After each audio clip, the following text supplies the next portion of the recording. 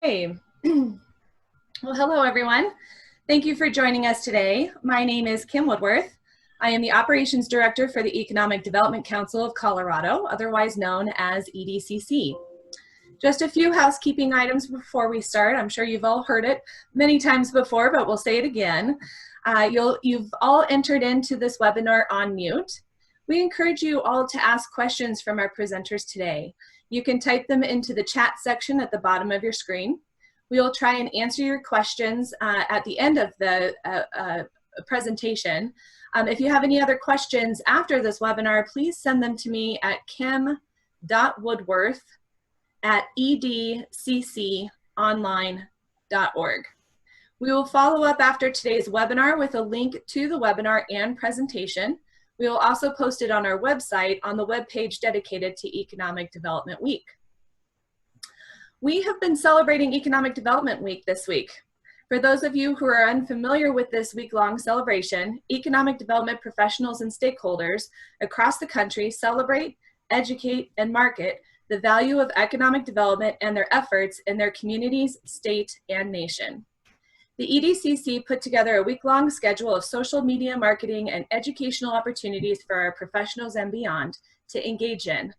Our marketing focused on the current economic conditions and what our professionals have been doing to help our businesses stay afloat during this unprecedented time, and how we will help lead our communities out of this economic crisis into the future. Today's webinar will take an insider's view of the retail industry and how it will affect how our municipalities collect the necessary revenue to support services in their respective communities. Many municipal, county, and state budgets are looking at significant reductions in sales and property tax revenues, while businesses have been shut in.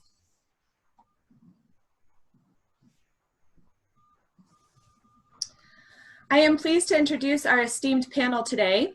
A leader with CBRE's Retail Services in Denver, John Weisger, Senior Vice President at CBRE, helps property owners, developers, and retailers execute real estate strategies that directly impact business success.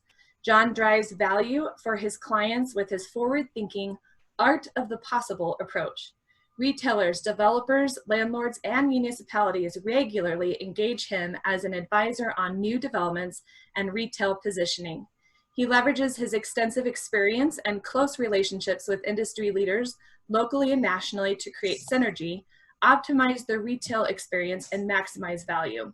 John and his partners apply CBRE's industry-leading research, retail science, and technology tools to help clients make the most informed decisions, resulting in the best possible outcomes. With over 28 years of experience, John is well recognized as Denver's industry leader for retail strategy and transactions. Meghann Martindale serves as the global head of retail research for CBRE. In this key thought leadership role, she generates industry-leading research, trend analysis, and insights affecting the ongoing evolution of retail. Applying her vast leasing and development experience, Meghann provides practical application of her research and thought leadership to portfolio optimization and value creation. She is an active committee member of the ICSC North American Research Group. Meghann served as an adjunct professor and as a frequent guest lecturer at NYU Schack Institute of Real Estate. She is passionate about leadership, education, training, and development. John and Meghann will share the most recent data showing the effects of the pandemic on the industry, share national and regional retail trends, and share how consumer habits are or will likely change and how that will affect the industry. John and Meghann will also discuss the value of retail real estate projects and what this will mean for not just metro areas, but for rural areas and main streets throughout the state.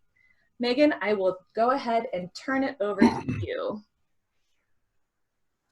Great, thank you so much, Kim. Good morning, everybody. We're happy to be with you here today. It's certainly unprecedented times globally, nationally, economically, and then, you know, our fair retail sector is certainly taking a beating. So we've been very active in this whole process and trying to gauge kind of what the immediate short-term impact is and then what it's going to really look like, you know, as we start to come out of this. So I'm going to go ahead and screen share right now so we can dive into the presentation.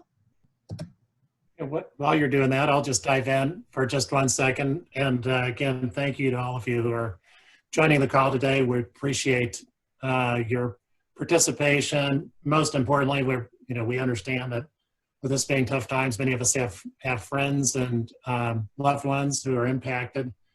And through all this, we know that you are a great partner for your communities that you serve. In addition, wanted to just share with you that, from our perspective, give you a little introduction. CBRE has a bit of scale across the globe. 605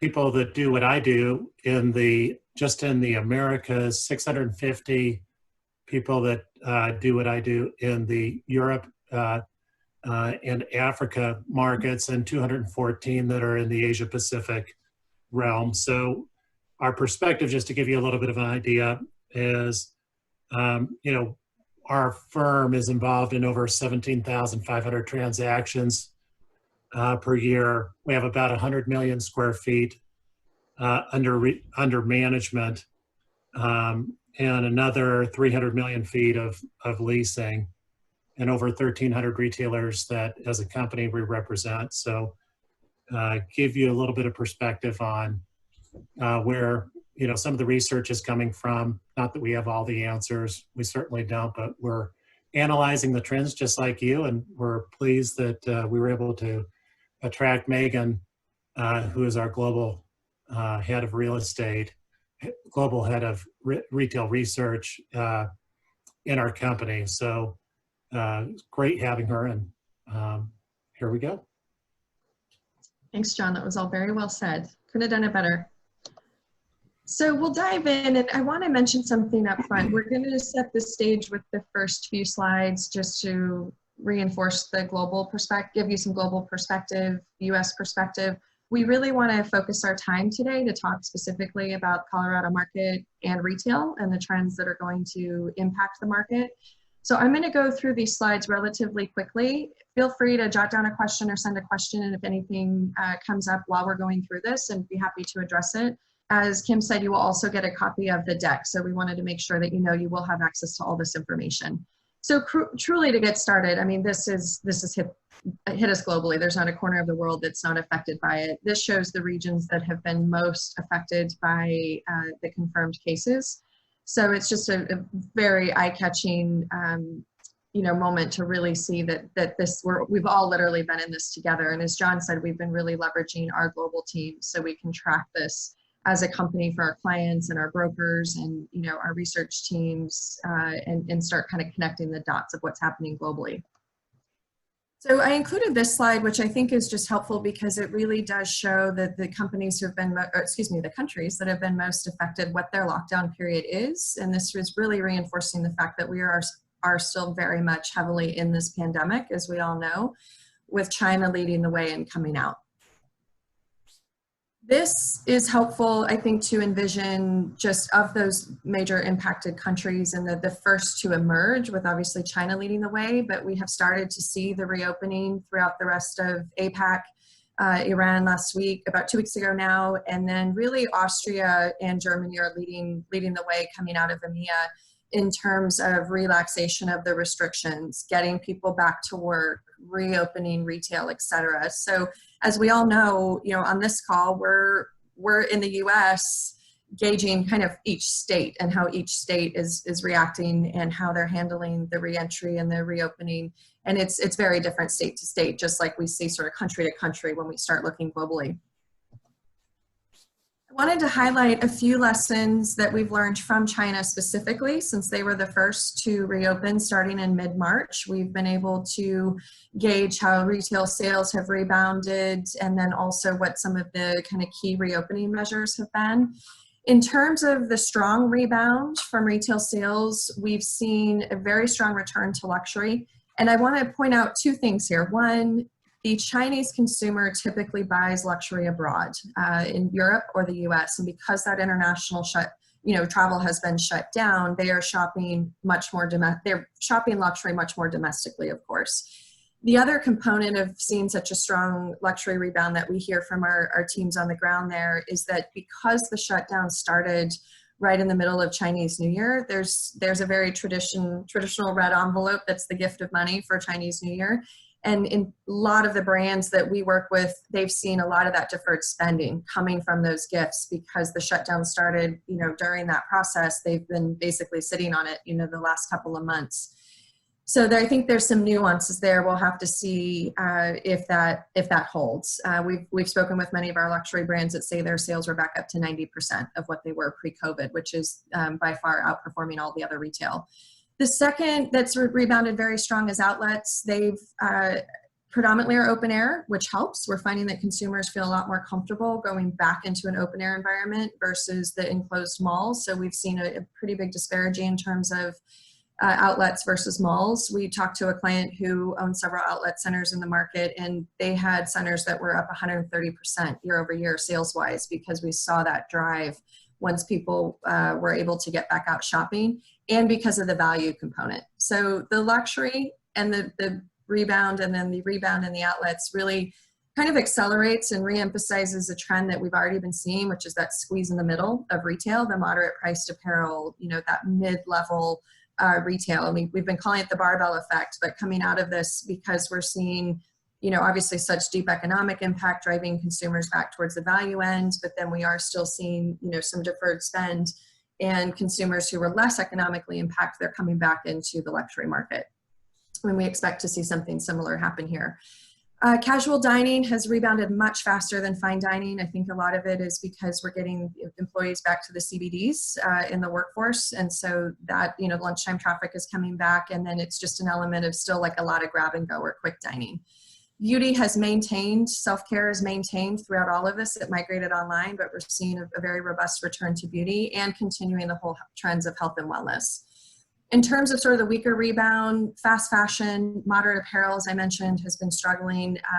Fast fashion, a lot of it is inventory related. And we're seeing, we'll touch on this a little later, but one of the big issues that we're all navigating on the retail side is the inventory controls, and a lot of these retailers having to basically skip spring and in some cases even the summer seasons. So they haven't been able to produce or access the fashion as regularly. Fine dining and entertainment by far is still the biggest hit in terms of getting consumers back in, just because the idea of, the experience and the lingering and all of the things that made these two categories grow so robustly. So we're seeing anywhere really, if you look at the China rebound in retail sales, anywhere from 30 to 70% of pre-COVID sales. And you can kind of guess by looking at this that the 70% outside of luxury is more of the stronger rebounding categories, as I mentioned, and then weaker sales recovery from the other categories. In terms of the retail reopening, it's a lot of social distancing still and density control measures. I've indicated a few here. We're seeing this across all properties, but especially in the malls, just because of the enclosed shopping nature of the mall environment. And then, of course, it's all about consumer and employee hygiene and what that means. And, the sanitization stations taking temperatures and requiring masks at minimum for employees. And we are seeing some brands institute that in their stores. And then the government, of course, instituting the wearing of masks. We start to switch gears a little bit. We start to focus in on the U.S. I like to show this because I think it gives a really good regional perspective of Colorado versus the other markets that have been hit the most. I live in New York City and most of my family is in California, so we've been very much affected by all of this compared to some of the markets where it hasn't hit as robustly. And again, I'm going to skim over these next couple slides pretty quickly, but you'll have access to them or we're happy to answer questions. I think this is a really telling slide, especially for Colorado. This is from Oxford Economics. It is showing the GDP contraction in 50 of the largest US metro markets. Denver is the only one in Colorado included in this particular study. But basically, this gives you a good idea of what the contraction is going to be. And no state is going to be unaffected. We're seeing Denver on the higher end, if you will, showing less contraction just because of the economic base there, industry base. We're really seeing a lot more hits to all of the markets you see towards the right, whether they're tourism-driven markets like Las Vegas, Orlando, New York City. And then also we've seen a real drop, obviously, in Texas with the oil crisis compounding, all of the economic effects of COVID. And in terms of impact by industry, it's no surprise, obviously, that the most impacted are retail, F&B, and entertainment. The least impacted are the healthcare and federal, state and local governments. So, we're continuing to just see this trend accelerate. We're hoping to start see some reversal in terms of the reopening for retail, but overall, these are the most impacted industries, not surprising. And the same goes for unemployment. And of course, we all saw the unemployment numbers come out yesterday that, basically it tripled in a month to a rate of 14.7% unemployment. I will note that these two slides and the impacts were done about 3 weeks ago now, which already seems so outdated. So they'll need to be updated. I'm going to turn it over to my friend John to talk about Colorado specifically, and then we'll dive into retail. You bet. So thank you, Megan. So if you look at the slide, what this shows is in Colorado, and many of you are attuned to this in your local communities, but this is the overall unemployment claims that in Colorado, and this gives you a bit of perspective on what has happened relative to even to the the crisis in 2008, 2009.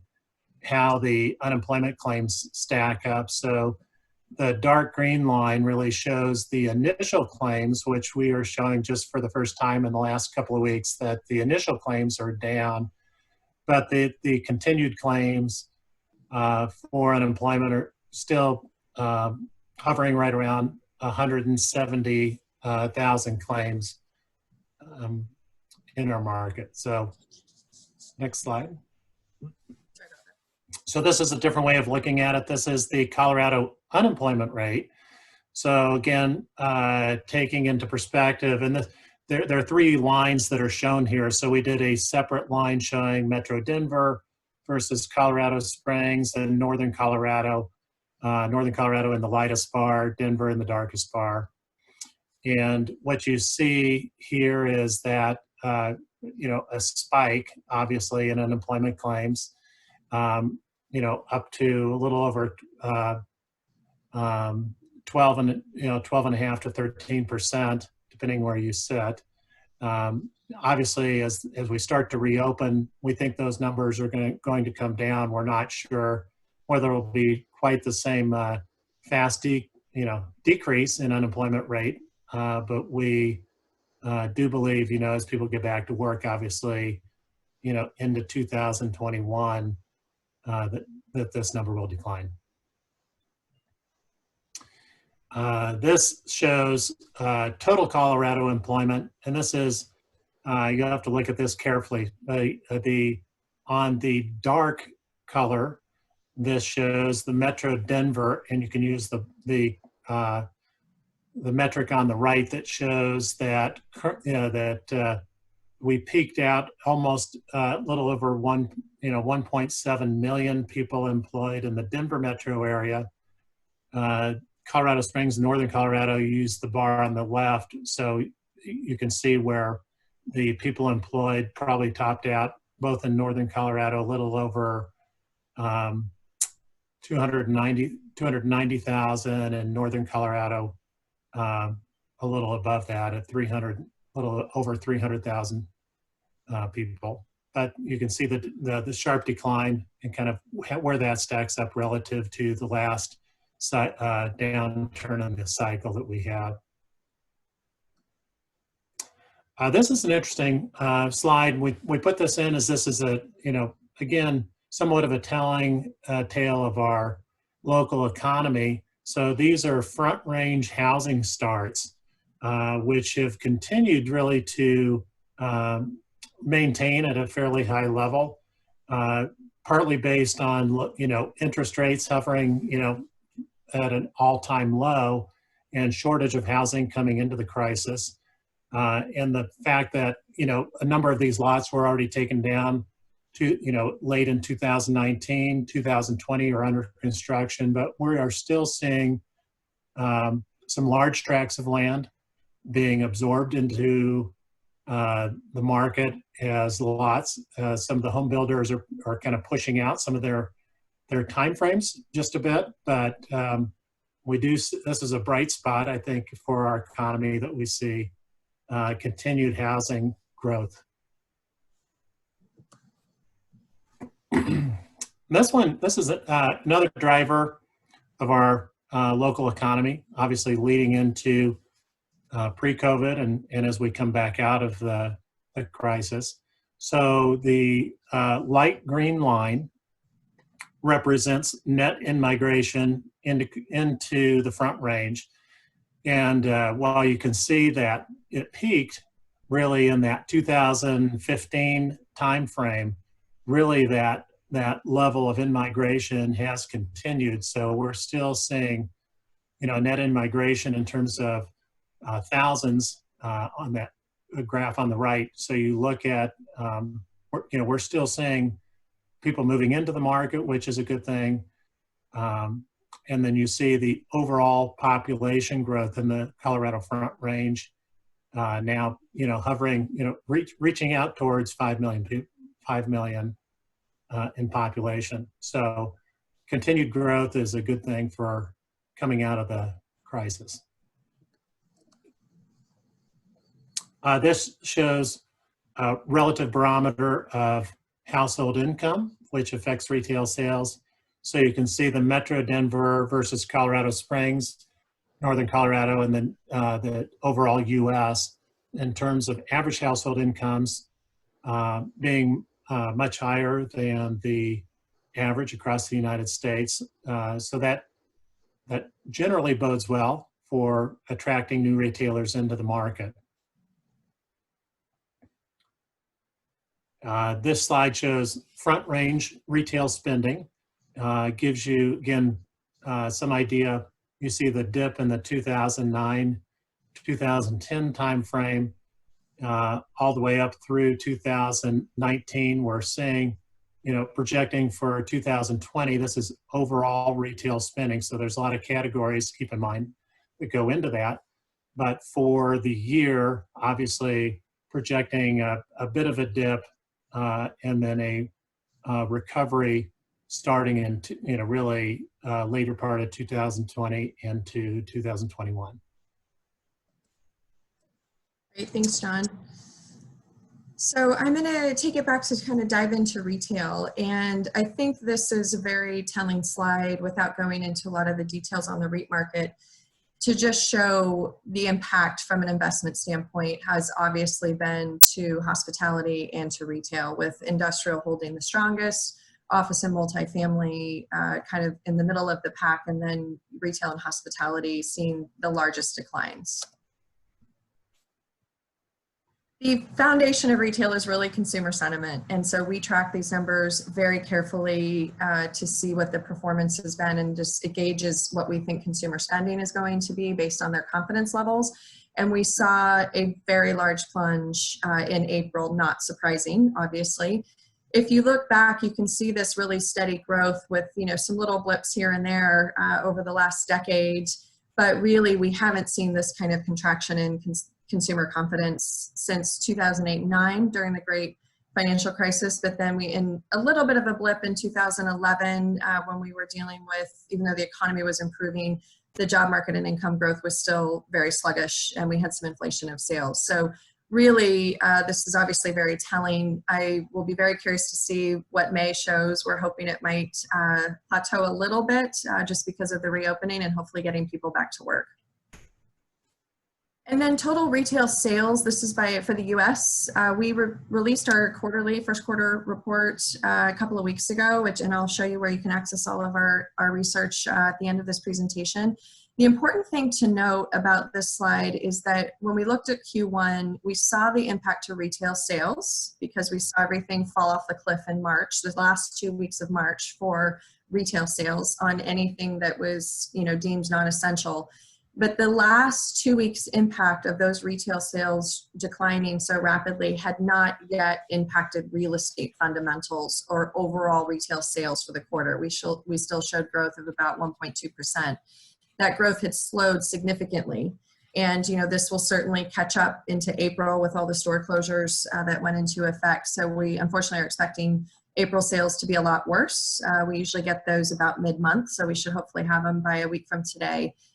But March, we were still just heading into this, so we didn't really see the overall impact materialize yet. So let's dive into retail now. So the impact was immediate, as we all very much know. We've been in this just completely triage phase, but we really have been carefully watching what the impact to the retailers are and onto retail and on the property market. And they're obviously, very much interrelated, but the immediate impacts, obviously we started seeing the store closures in mid-March where retailers were either proactively and voluntarily shutting down stores, or then we started to see the state and government mandates and federal mandates go into effect. And the real question really became around what's essential versus non-essential. So not surprising, we saw a huge rise in grocery, personal care, pharmacy, everything from toilet paper to cough syrup to cold medicines. And we saw this drastic decline and shutdown of anything that was discretionary, non-essential. And you start thinking about categories like, bridal shut down because weddings were getting canceled, partying events, spending shut down, anything travel related shut down, and the sales dipped quite significantly. Of course, we started seeing retailers, when they thought this might just be a couple weeks of closures, we saw a lot of retailers initially keep staff, but when we all saw that this was becoming a lot more, the depth and duration was getting worse than we had initially expected, we started to see the furloughs and then a lot of the retailers drawing down on their available credit lines to just hold out expenses because they had no sales coming in unless they were able to migrate online. In terms of the online sales, it's the obvious categories. We saw, groceries, games and puzzles, knowing people were going to be at home with their kids, the rise in athleisure wear.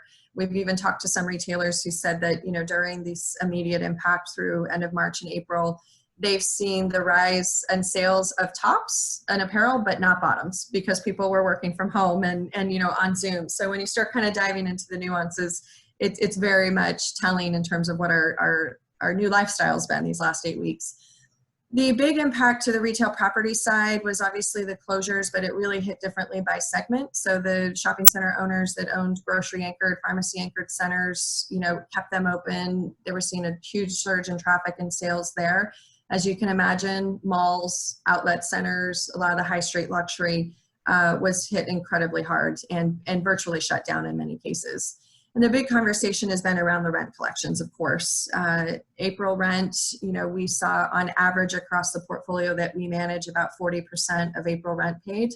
We have some early indications that May rent in the states that have reopened or announced their reopening plans as of either last week or this week. We've actually seen better rent collection in May than we were expecting. However, the states that haven't announced opening yet, the malls, et cetera, landlords are still facing significant challenges in collecting rents for May. And, in 3 short weeks, we'll be having this conversation again for June.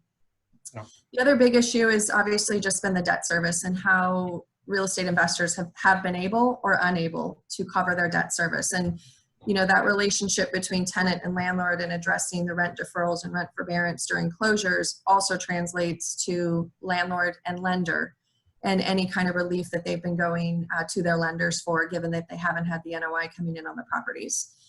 And the other big thing that I do like to point out, because I don't think it's always top of mind, but the staffing, the impact to staff that this situation has had has been incredible. We've talked with owners who, they can have 10,000 retailers in their portfolio, and the amount of staff that they've had to dedicate to rent collections, who's open, who's not, who's asking for deferrals, who are we defaulting, it's pretty significant. So you think of that on the retail property side, and then you also think of the big chains, that can have 5,000 stores in a chain, and they're having to look at each individual store in each market on its own separate basis. In terms of the retail reemergence, we really see this as a 3-phase, where we're still in the first phase now, which is the reopening. So over, basically between now and the end of June, we'll hopefully see most of our states reopened, and assuming there's no second wave or any other developments, we're hoping that stays on the trajectory. Then it really becomes into the phase of the reentry. And what I mean by this is it's one thing to get stores reopened, but then it's a matter of what it's going to look like for reentry for each category and what that means for getting consumers back into our shopping, dining, entertainment environments, how the retailers are going to address their inventory issues, what kind of safety measures are going to be in place until there's a vaccine available. So there's been a lot of focal point on the reopening, rightfully so. But if I really look at the next 12 months, this reentry phase is going to be very, very key because it's going to require, there's still going to be economic impact. It's going to require a lot of operational changes to do this successfully. And we really see, because of the specific impact to hospitality, restaurants, and retail, that our recovery in the retail market is likely going to take over the next 3 years. In terms of consumers, I think the number one thing that we're all, mindful of and aware of is that consumers are most concerned with their health and safety. And that, to me, is a huge focal point for our industry. We have a responsibility to make our environment safe, to attract consumers back in. Obviously, you're dealing with that on the municipal level as well. And I don't think we can emphasize enough that there has been this huge shift in consumer psychology and how they're spending their money, what they're spending their money on, and in addition, what the economic condition is going to be for so many people affected by the furloughs and the layoffs. We do think there is going to be pent-up demand for spending, but the question is really going to be in the US, where are those dollars getting spent? So as we discussed briefly in China, we're seeing that bifurcation in the market between the value side and the luxury side. And as we start to see consumers come back to various markets around the US, we're tracking that very carefully to see if that barbell effect kind of continues here in the US as well. In terms of shopping behaviors, I think the big question on everyone's mind is the online migration that happened for sales during the shutdown, is that temporary or permanent? And we are updating our e-com projections for this year. We're reforecasting that depending on what data you look at and how you sort of slice and dice the e-com data. We really ended 2019 at about 14% of total retail sales online. And of course, we're going to have a huge surge in that during these, couple months period during the shutdown. The question becomes, consumers got used to buying things online that maybe never did before, and especially when we'll look at the grocery category in a moment. So how much of that stays online, and how much of this is consumers really going to want to come back into the retail environment? And one thing that I want to emphasize, because obviously travel has been so impacted, and our big tourist markets rely a lot on international travel in the US, but then also the domestic travel that's even been limited. We're really seeing this idea of patriotic shopping, meaning that consumers are going to be sticking closer to home. They're going to not be traveling as robustly. If they're traveling domestically, all indications is that most of the early travel will be by car versus plane. So that means consumers are going to be shopping more in their local communities and wanting to support their local retailers and restaurants to help in the rebound. So I think this is a real focal point as you're looking at your communities, to understand that there's a big opportunity here to keep consumers close to home. In terms of grocery during COVID, we obviously saw a huge surge in spending, in the stock up buying, the panic buying. That has already started to level off some.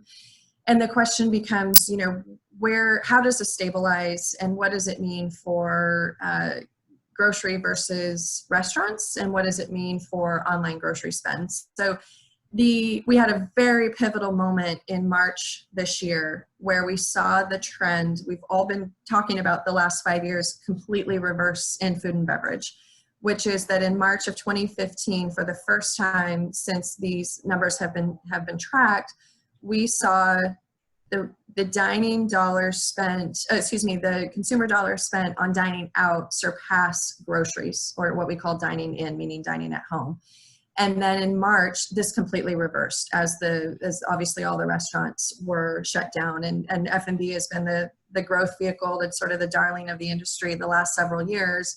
And with the shutdowns, we've seen this, certainly mandated staying at home, but then also just these consumers gravitating back towards the grocery spend versus even, takeout or delivery spend in F&B. In terms of e-com, I think the biggest thing that we're studying again is how much of the sales that migrated online for grocery come back to the stores when the stores reopen, and how much stays online. And I think the big point here is that we do see the online sales portion of grocery sales accelerating. We were between 2 and 3% of total grocery sales were done online as of 2019. We saw that online share surge to between 12 and 15% just in the last couple of months. We're starting to see that level off. We predict that we're going to probably end the year at about 6% of total grocery sales having been done online, which accelerates the prediction that we had made by almost 3 years. So we're going to really see that, I think, continue. The important thing to note, though, is that home delivery for grocery is not profitable for retailers. It is not. It's been a lot of buy online, pickup in store. Now, of course, it was the curbside, right? And curbside is here to stay. Every grocery operator, most retailers, small operators are really looking at how to enhance their curbside pickup. And that's going to be really a trend that we don't see correcting after we come out of COVID.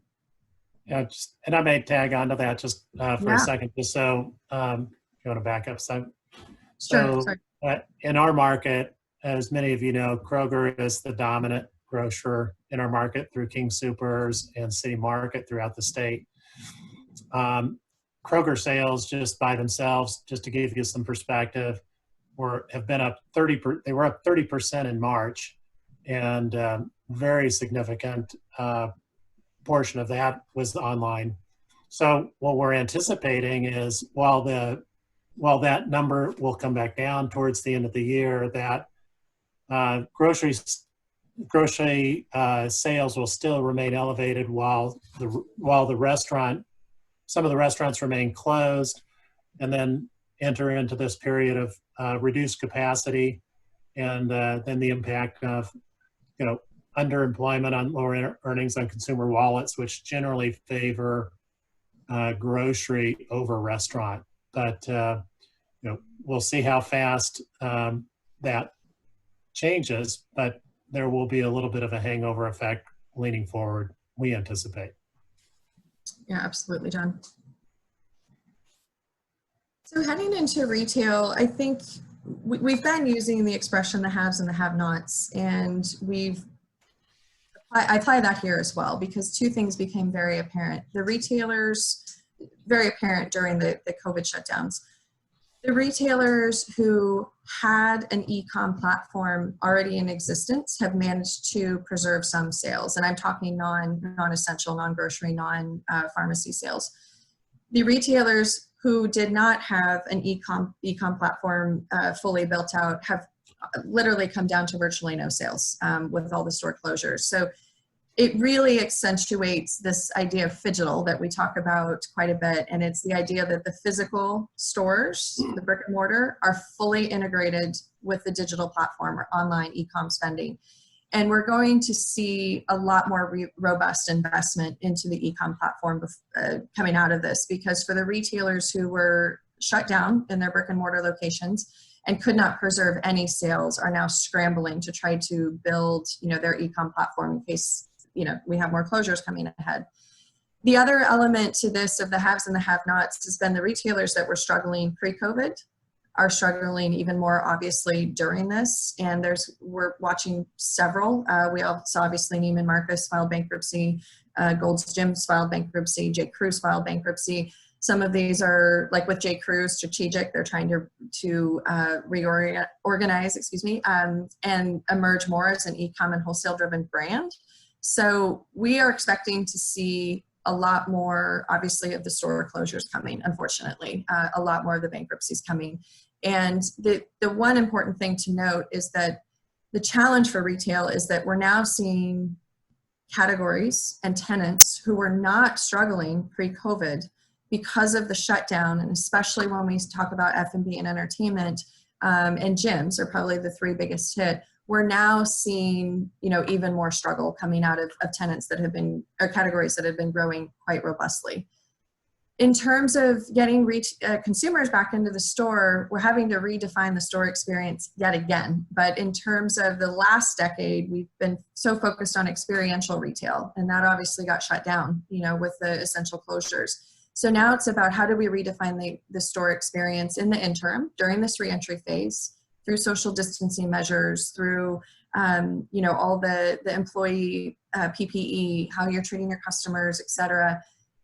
What does that look like in the short term during the reentry without making huge modifications and expensive CapEx improvements to your stores, given that if we get a vaccine, things could change. If regulations change, we have to be nimble enough. So returning to the store is going to be very complex. It's not quite as complex as F&B, which we're getting to, but there is very much a focal point right now on what the reopening is going to look like, but then also how do you treat those stores the next 12 months? And then how do you reimagine and redesign the stores for any changes that are going to linger for the long term?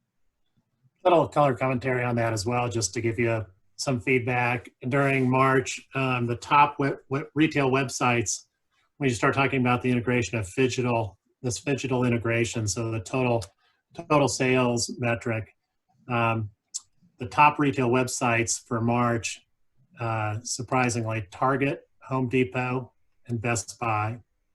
And some of the retail websites with the highest growth were Kohl's.com, up 53%, Target 38%, Best Buy 35%, GameStop 29%, Nordstrom Rack 27%.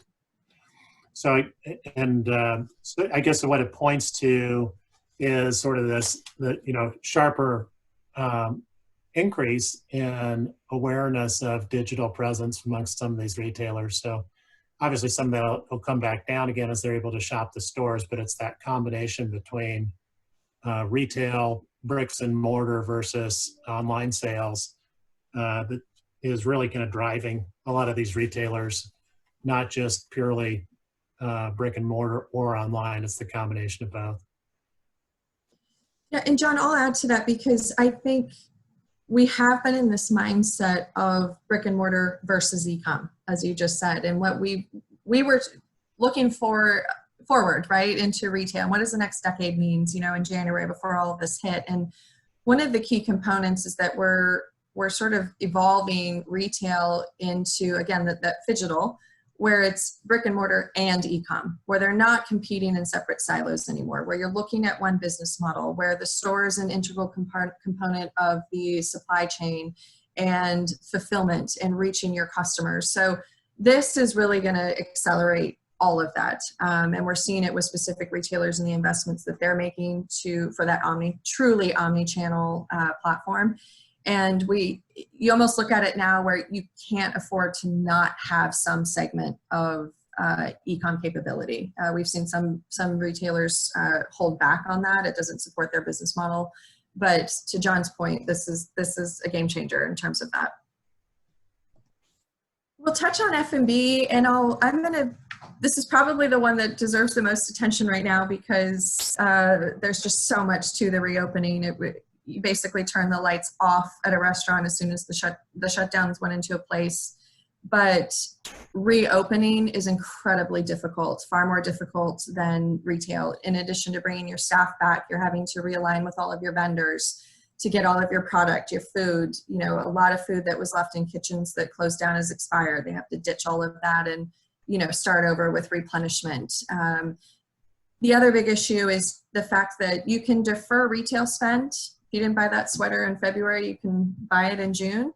You cannot defer F&B spending. If I don't have lunch today, I'm not going to have two tomorrow. So this is a huge impact to the F&B industry. And we just released a report this week, which I'll show you where to access, on the reopening of restaurants in the US. So I would encourage you to take a look at that. It is incredibly complex.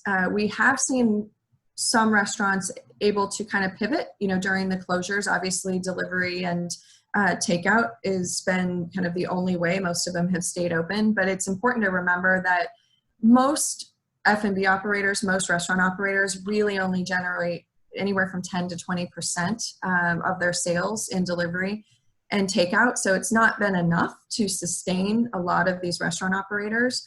We've seen some operators also pivot to, okay, well, we're going to add a market component, so people can take delivery out, but then we can also, serve as a little mini specialty market. So we've seen some success, in small pockets with things like that and the delivery, et cetera, with curbside. But the bottom line is F&B has had a tremendous impact. In addition to seeing who survives and who reopens, we're going to see upwards of a 50% seating capacity reduction, at least in the interim reentry phase. And so you can do the math to what that does in terms of your restaurant volumes, and restaurateurs are very concerned about how they're going to survive of this. And there's an increasing risk of, permanent closures, and those that don't reopen. The restaurant industry in the U.S. is a $2.5 trillion industry. They've been impacted, arguably the most. And we lost, according to National Restaurant Association, we lost $50 billion in sales in F&B in April alone. So we're going to really have to support our F&B operators coming out of this.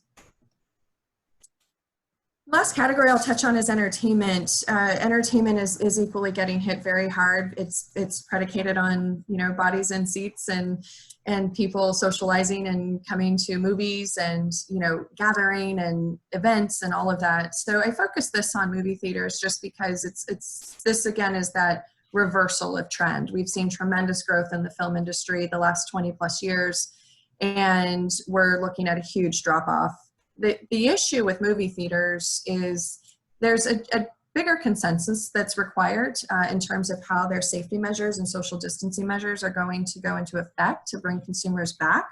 We've seen everything from, checkerboard seating, we'll have to take temperatures at the door, patrons will have to require masks, etc. But because the supply chain in the cinema industry is essentially produced by Hollywood and the studios around the world produce all the content for that exhibition industry, and all of that has also been shut down. So we can talk about what it takes to reopen a theater from the consumer standpoint and what safety measures have to go into place, and that obviously varies state by state quite a bit.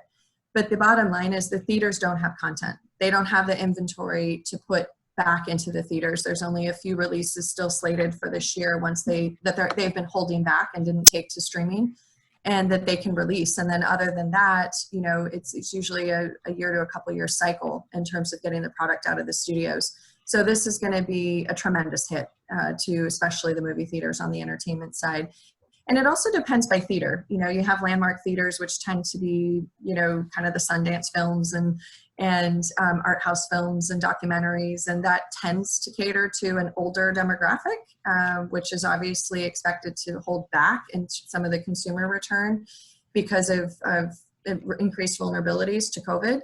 You see the AMCs, the Regals, they're the big blockbuster movies. They tend to attract a younger demographic. So I think they're less concerned about bringing their consumer base back, but it's going to largely depend on what programming they have and then what measures go into place. Yeah, just to give you another little color commentary on that, with AMC, there was some positive news that also came out lately, suggesting that they may not file bankruptcy as what was initially feared. So again, they've gotten a shot in the arm, but it's going to be delayed. Most of Hollywood, all the big blockbusters are being delayed and coming out, as many of you've probably seen. So I think that Hollywood will put the brakes on it as long as they see, fears of not being able to get their movie subscriptions, fulfilled in the theater. So it'll be interesting to see how this bounces back out and in what timetable. Absolutely. The last thing I want to touch on is what we're seeing with landlord-tenant partnership. And I would say the one positive byproduct of all of this is we're seeing a lot more collaboration and communication between landlords and tenants.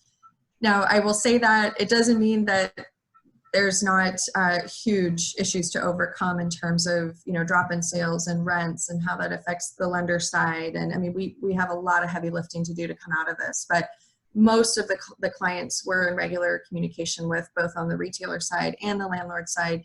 You are seeing that dialogue and that partnership, knowing that, look, we're all in this together and we have to come out of it together. A couple of key things that we're tracking from just purely the real estate side and kind of what's happening with negotiations. We've seen leasing velocity virtually come to a halt. There's some exceptions in markets and with different uses like, vets and banks and things like that that have been still active, and grocery stores becoming more active to grow their fleets. It's really been a focus of the existing tenants, rent restructuring during the relief or during the closures, looking for relief either in the form of deferrals or rent abatement.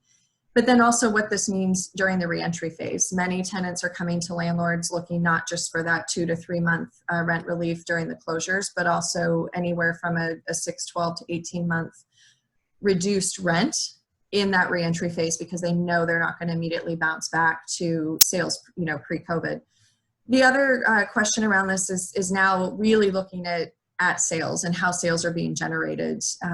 Many retail leases have some kind of percentage rent clause. The stores have obviously been shut down. E-com platforms have been open.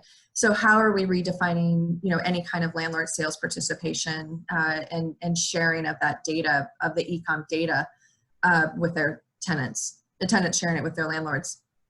We're seeing a lot of lease restructuring going on. In some cases, it's adjusting rent terms, like the duration of a lease, in exchange for some of the rent relief. So if a landlord gives a tenant, 3 months of rent deferral, they might tack on 3 extra months to the lease term just to make that up kind of at the back end. So we're seeing a lot of that restructuring happening.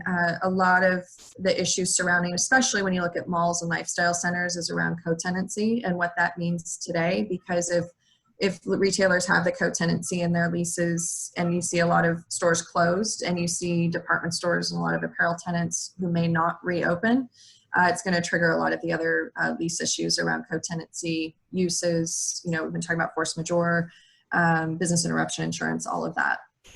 And the last thing I'll mention is just, again, the collaboration. And this is between the retailer, the landlord. It's on both the operation side, the marketing side, making all the physical changes to a property that's required for social distancing, for sanitizing, for hygiene, for expanding curbside pickup. A lot of marketing around the messaging to consumers and what those tenants and what those landlords are doing. So I think, again, this is a positive. Everyone's rolling up their sleeves, and we still have a lot to tackle as the layer by layer as this all continues to unfold.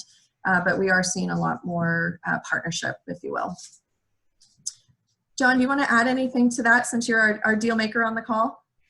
There's a lot of information to digest there. Our world keeps changing. Gosh, it feels like every week is a month or 2 months in time, as fast as the market is changing. So we're just going to continue to see more data come out. May is going to be really telling. Once we get that data at least started, as people are in Colorado are starting to bounce back. So, we will have more data as time rolls on. But I think maybe if we want to open it up for any questions that anybody has at this point. I know we've been talking for a good better part of an hour. Anybody has any questions?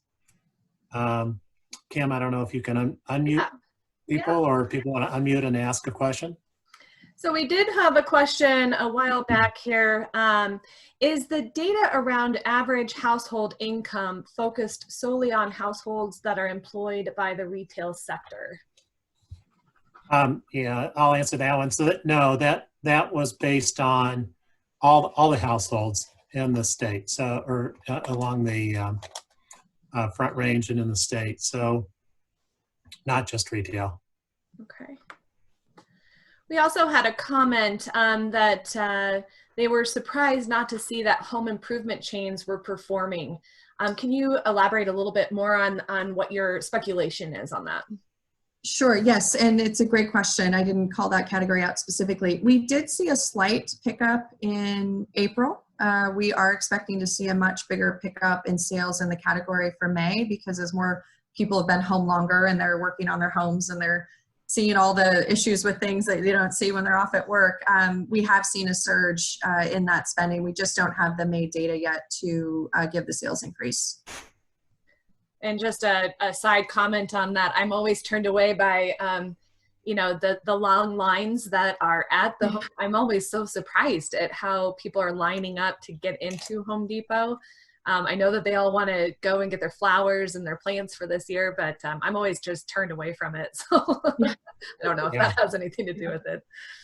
Yeah, there's definitely an element to the spending around nesting, you know, what we're all doing in our homes. So I don't have it in front of me. I think the sales in home improvement were up like 1 or 2% for first quarter, but we'll see that increase significantly with the April sales.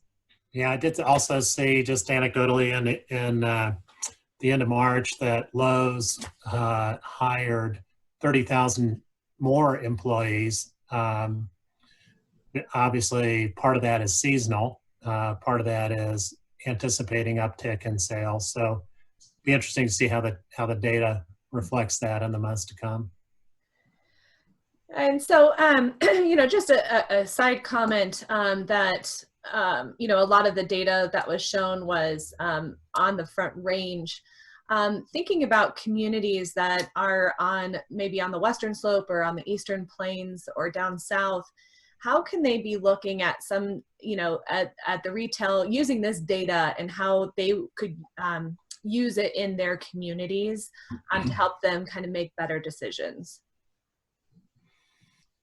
Yeah, I think that, you know, as we're taking clues from what's happened. I mean, Meghann shared a great deal of data about, you know, international effects, what's happened with China, how that's anticipated maybe to translate to the U.S. You know, we don't have all the answers, but I think that, you know, you can probably take away. I'm sure that some of those same metrics exist in those communities. We don't track those on an individual basis around the state, so hard for us to tell. But I would, you know, certainly, you know, uptick in grocery sales, downtick in restaurant sales. You know, the same issues are going to apply in terms of how long it takes some of these restaurants to get open. Can they survive with, you know, 50% capacity is a big question amongst a lot of restaurants, you know, coming out of this. And some will and some will not be able to. But I think you're going to see some structural changes in the way a lot of the restaurants do, you know, have incorporated carry out, and that may translate into sort of an interim strategy as they bounce back, of having, you know, reduced capacity in their space, but increasing their takeaway or curbside pickup, you know, still for several months to come.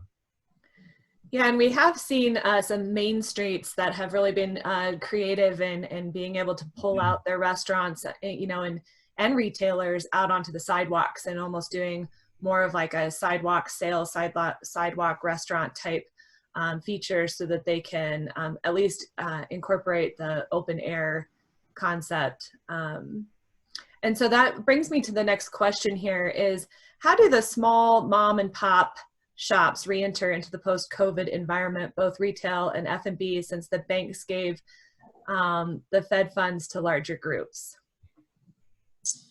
Yeah, I'll just speak high level, and then John can speak on anything locally. I mean, I would say that yes, we didn't go into a deep dive on the stimulus data. It's obviously flawed in many ways, especially for restaurants, and especially for some of the mom and pop, and just the challenges of even applying, much less getting, you know, dollars awarded. So this is a big issue. And I will say that from all of the national landlords that we talk about across every retail sector, from, you know, small scale private all the way up to the big institutional REITs, most landlord assistance has been given to mom and pop retailers and F&B as the first identified tenants to support, because the mom and pops especially are hit by this tremendously. They don't have the credit lines to draw down on that a lot of the big national tenants do. Their sales are going to be slower to rebound. There might be issues of over getting inventory, et cetera. So I think anything that a community can do, the landlords can do to really help, you know, push the marketing, help them with implementing any of the safety measures and understanding the guidelines, local, state, and federal, that are in place for what it looks like to reopening. Any marketing you can do to kind of help drive traffic or help bring people back, any promotions, any support from a marketing and operations standpoint And we're seeing, you know, more willingness on the parts of landlords to assist with rent relief on the mom and pops, just because they understand that that's what makes their retail unique. And that's sort of the soul of these communities, is a lot of the local operators, and anything that they need to do to support it, it seems like they've been willing to do. Yeah, there's no doubt that, you know, some of the curated type retail that we see on a lot of the main streets is what makes those main streets really exciting, right? It's the unique experience that the consumer gets. So it is unfortunate given the timing, and just to think about. I mean, normally retailers, you know, see spikes in during the holiday period. January, February are pretty slow months in retail, and then there's a ramp up of inventory that they, especially if you take the apparel as an example. I mean, they're ramping up on seasonal merchandise that then didn't take root, right? Because they couldn't be open. So now, you know, there's sort of doubly hurt because they can't sell the inventory, you know, that is out of season, and yet, you know, now they're reopening in a totally different environment. So definitely, you know, the PPP will help them to some degree. You know, landlord assistance, you know, will help to some degree, but really these individual communities and being able to get out there and figure out ways to rally support. On the restaurant side, I would just say, you know, as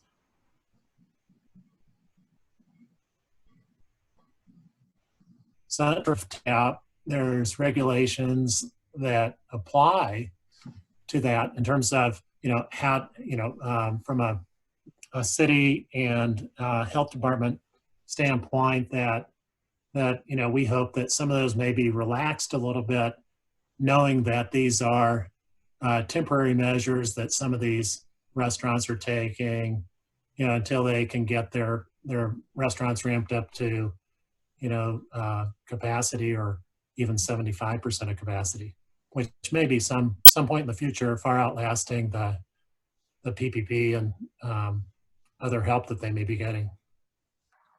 Great. So we are 5 minutes past our time here. So I just wanted to wrap up by having John and Meghann give us kind of a summary of their messaging today, what we want our viewers to be able to walk away with. John, I'll let you start. Just in general, you know, again, you know, we view this as a partnership. We know how important the cities are, and the economic development department specifically, to helping maintain a healthy local economy. We again sympathize with all the measures that everybody's having to take. You know, special meetings and measures that each individual community is taking. Some are assisting retailers, some are just trying to get the message out, you know, as to, you know, how we can help some of the retail gain the fast track. So, you know, I do think as we come out of this is a big month, right? There's a lot going on in terms of, you know, several retailers coming back into the market, and you know, anything that we can do to help sort of speed their recovery, obviously, is, you know, helps us all. But there's no silver bullet, unfortunately. So it's going to take, you know, some time.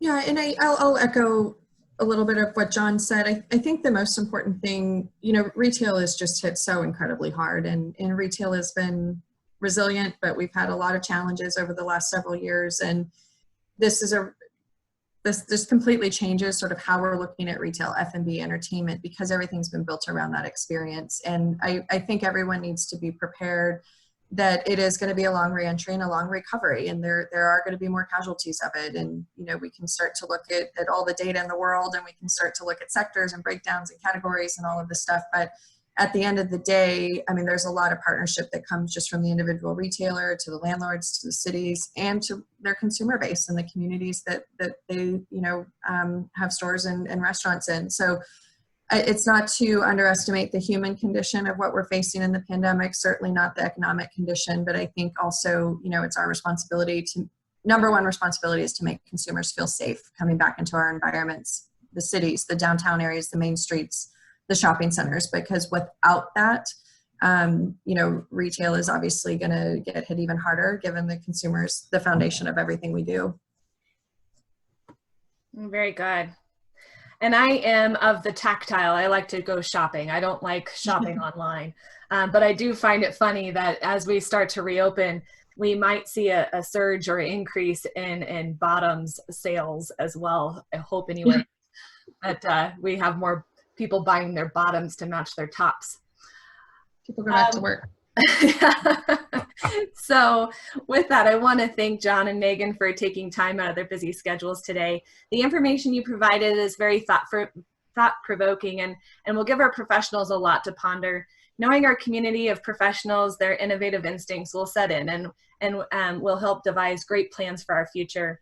A big thanks goes to everyone for joining us on this call today. Please share any insights or questions you may have after this call. The more information that we can share, the better the outcome will be. Again, all recordings will be posted on our website at edcconline.org/Economic Development Week. And we will also be sending this out along with a survey. We really hope that people do take the survey because we want to continue to improve in these educational opportunities and bringing those tools and resources closer to our professionals. So again, thank you, John and Megan. Thank you to the Drive Lead Succeed Conference Steering Committee for bringing this content this week. Happy Economic Development Week to all, and stay safe and healthy, everyone. Thank you, everyone. Be well. Thank you.